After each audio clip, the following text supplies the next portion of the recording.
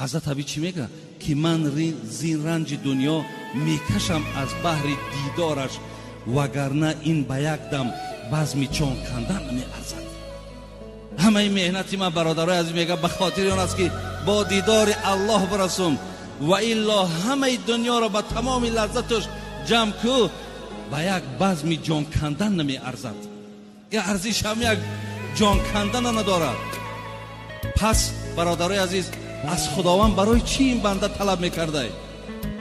اینجا میگه لعلی اعمل صالحا فیما ترکت.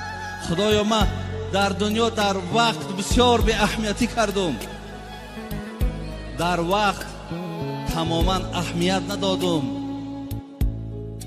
میخواهم که همون به اهمیتی هایی را که در دنیا کردم، وقت های بیهوده را که گذرانیدم، میخواهم جبران او را با عمل صالح